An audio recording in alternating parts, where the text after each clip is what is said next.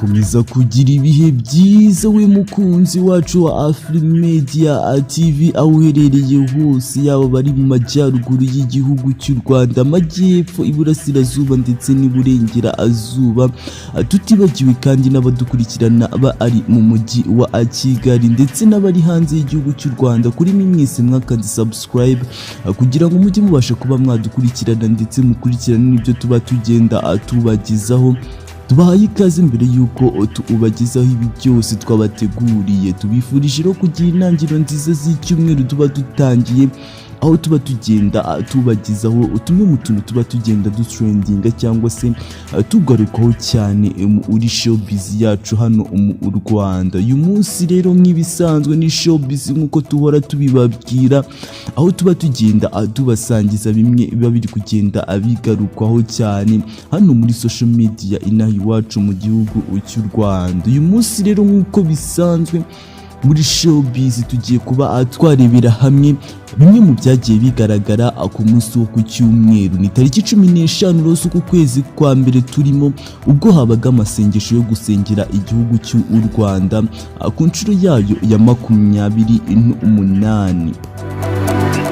Ni amasengesho rero yiswe National Prayer Breakfast, amasengesho yo kuba basengera igihugu cy'u Rwanda, ikunze kuba yakitabirwa n'umukuru w'igihugu cy'u Rwanda. Ni amasengesho rero yitabiriwe nanone na bimwe mu byamamare byaha mu gihugu cyacu cy'u Rwanda, bari bahabaye ku munsi wa hejo, ndavuga tariki 15 z'uku kwezi turimo uku kwa mbere uyu mwaka w'2023. Aya masengesho rero tubibutse yuko yari yabaye hano kuri Convention Center, ndavuga Kigali Convention Center. Aya masengesho rero yagiye agaragaramo bamwe mu byamamare bigiye bitandukanye, ariko nanone tukaba tugiye kuba twagaruka yaba kuri Ian Kagame ndetse na Miss Mutesi Jolly, bakomeje kuba bagarukaho cyane mu bitangazamakuru. Rero no kuvuga ngo amarangamutima yagiye azamuka kubabashije kuba babona aya makuru ubwo babonaga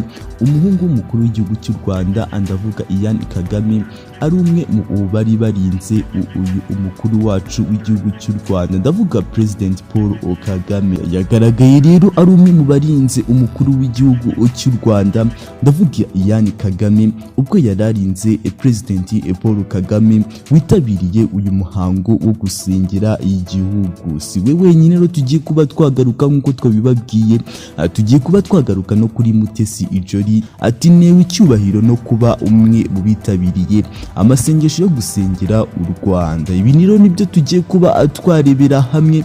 Iyi akaba ari AFRIMEDIA TV, tubibutsa gukanda subscribe kugira ngo mujye mubasha kuba mwasangira natwe ibyo tuba tugenda tubagezaho. Tubahaye ikaze ku byo twabateguriye kuri uyu munsi.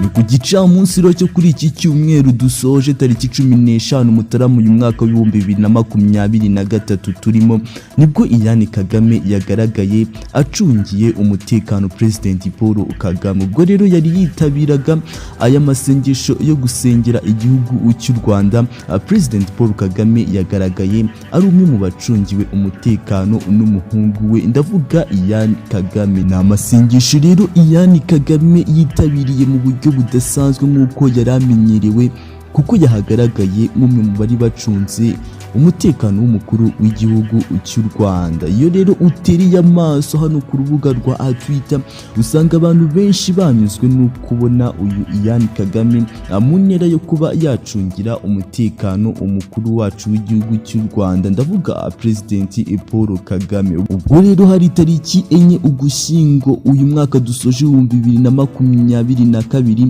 ubwo u Rwanda n'abanyarwanda bungukaga abasirikare barengera ubusugire bw'igihugu bakanarinda umutekano wabo ndetse n'ibyabo. Muri bo harimo umwana wa Perezida Paul Kagame, ndavuga Ian Kagame waje kuba yahabwa n'ipeti rya Asurientona. None rero mu gusengera igihugu ku munsi wa hashize, ndavuga tariki 15 ku cyumweru uyu mwaka turimo mu kwezi kwa mbere, yagaragaye acungiye umutekano umukuru w'igihugu cy'u Rwanda President Paul Kagame. Ibintu byaje kuba byakishimirwa n'abantu cyane mu buryo budasanzwe. President Paul Kagame rero wari witabiriye aya masengesho yavuze ijambo ridasanzwe kandi ryakoze benshi ku mitima, ndetse rigenera bamwe ngo bahoze basabwa kujya muri misa. Rero yavuze yuko ngo mu rwego rwo kubana kuri iyi si neza ngo abantu bakwiriye ngo kumvikana ngo kandi nanone bagashyira imbere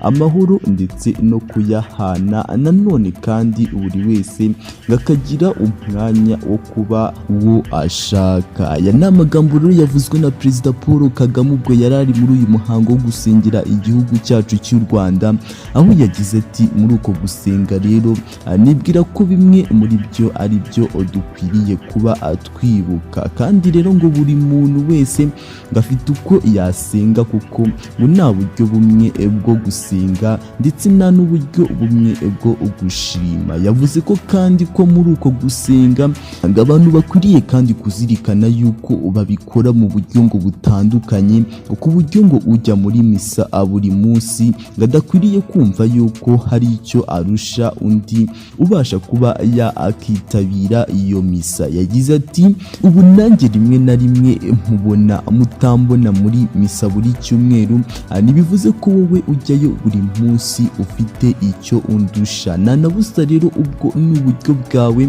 nanjye mfite uburyo bwanjye. Icyangombwa nuko tuba twabonye wa mwanya tugashima, tugasenga, tukakunda ndetse tukabana. Aya ni amagambo rero yatangwaga n'umukuru w'igihugu cy'u Rwanda ubwo yari yitabiriye aya masengesho yabaga ku nshuro yayo ya 28. Aya masengesho akaba yaratangiye mu mwaka w'2016 ngaho abayobozi rero ngo bakiri bato bahuraga hamwe maze ubundi bagafata umwanya wo gusengera igihugu ndetse bakanashimira Imana, nanone bakanaganira ku biganiro bishingiye ku nsanganyamatsiko zigiye zitandukanye zirebana n'ubuyobozi bwacu bw'igihugu. Aya ni amasengesho tubibutse yuko yagiye yitabirwa na bimwe mu byamamare bigiye bitandukanye hano mu gihugu cy'u Rwanda ubwo yaberaga muri Kigali Convention Center, na Miss Mutesi Jolly yarahabaye ubwo yagize ati nawe ntewe icyubahiro no kuba umwe mu bitabiriye amasengesho yo gusabira u Rwanda. Ibi ni ibikomeje kugarukwaho cyane mu bitangazamakuru bigiye bitandukanye. Naho iyi ni AFRIMEDIA TV, tukwibutsa kuba wakanda subscribe niba ari bwo kitwumva kugira ngo tujye tubasha kuba twasangira byinshi byiza kandi tugutegurira. Turabashimiye mwese mudukurikirana kandi tugira duti mukomeze kugira intangiriro nziza z'icyumweru. Nyagasani akomeze kubarinda aho muherereye mwese.